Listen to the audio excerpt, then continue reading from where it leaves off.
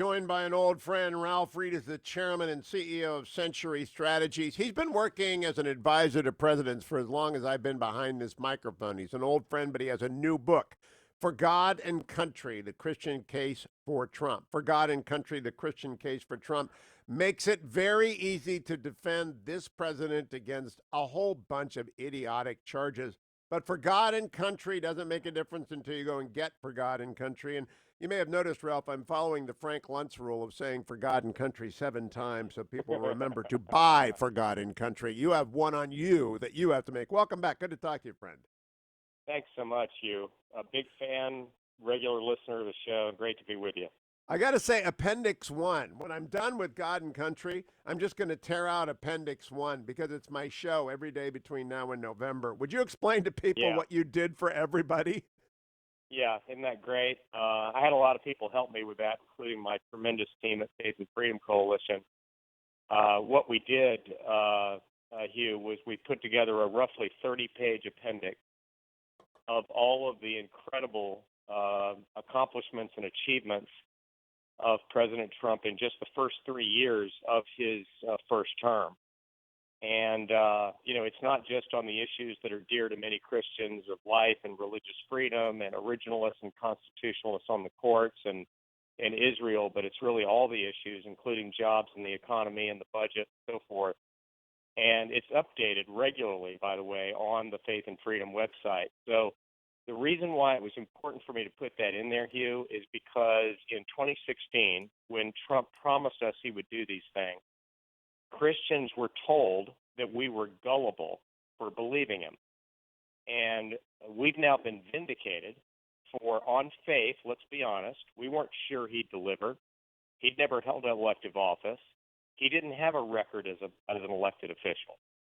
But we didn't have much of a choice because behind door number 2 was Hillary. He picked Pence, which I devote a chapter to in For God and Country. So there's one. There's one title. Yeah. That was a critical inflection point, Hugh. It was an indication of what we now know is an audacious and bold conservative governing philosophy. Now, Ralph, And I that want you to pause 30-page for a second. appendix demonstrates it. For God and Country, there's 7 or 8 now for God and Countries.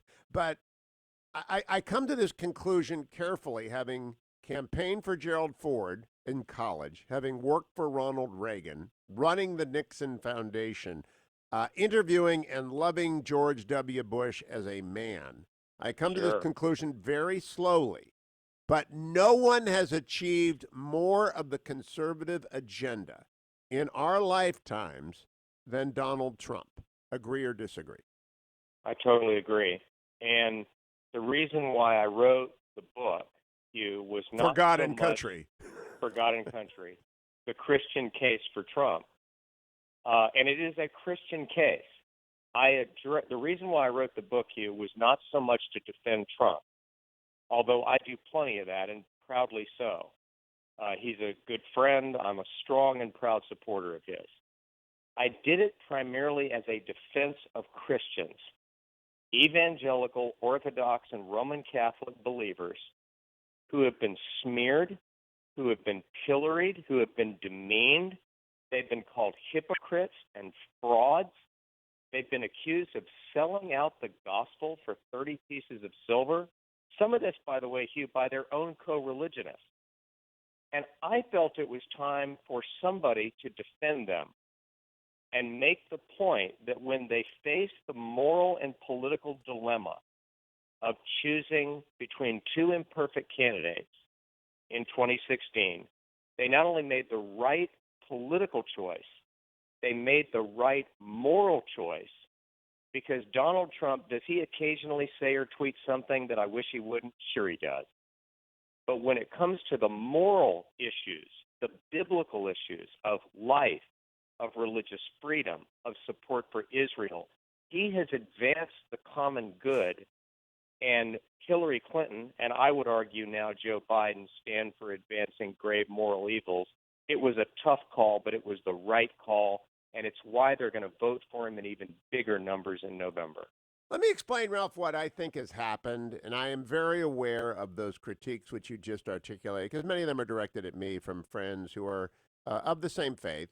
I'm a evangelical Roman Catholic Presbyterian, though that doesn't make any sense, and it doesn't make me a Lutheran. It just means that I go to mass on Saturday and I go to the Presbyterian church on Sunday because my wife is a Presbyterian, and I have always been a Presbyterian alongside of her. But I get lots of this static you just referred to. How could you? Aren't you a Christian? And I put it down, and I try to say this gently and in love. They really don't understand the stakes because they don't understand the courts and the court's role in religious freedom. They really do not understand. Their critique of Trump is an aesthetic one, not a Right. constitutional one. And that is where they go wrong, is they allow aesthetics to confuse them on first principles. Agree or disagree? I totally agree, and I remain, flummoxed to a great extent as to why some conservatives and some Republicans, I guess they now go under the label never Trumpers, criticize in such visceral terms not only a man who has advanced policy objectives that they have devoted their entire careers to seeking to advance, but demean and insult believers and Christians who support him, whose only crime was to love their country, to love God, and sure, to in 2016 take a flyer on Trump. It was on faith. He had made certain promises. I argue in the book, Hugh, the most central of which and the most historic of which, back to your point about the courts, was he was the first presidential candidate in U.S. history to release a list of jurists and say, if you elect me, I won't pick someone like Scalia or Thomas.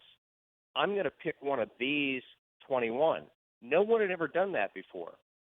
And when I did the research for God and Country, I learned, and I didn't know this, and I have a doctorate in American history, that the last time the American people elected a president and there was a vacancy on the Supreme Court on Election Day that would decide the ideological balance of the court was 1860 when Abraham Lincoln was elected. That's how important that promise was. He not only kept that promise with Gorsuch, he kept it again with Kavanaugh. He's kept it over 200 times. And when we get him reelected, it's going to change the trajectory of jurisprudence in this country and establish, I believe, not only constitutionalism, but the common good. Now, Ralph Reed, I want to close by telling you about Chapter 14, Fake News and the Death of Journalism. Earlier Yeah. today, I read a story in the Daily Caller that reads, former President George W. Bush's spokesman vehemently denied an article from the New York Times that alleged Bush would not be voting for President Trump in 2020. This is completely made up. Bush's spokesman, Freddie Ford, who I know, said in an Yep. email according to the Texas Tribune. So it's a completely false story that went everywhere.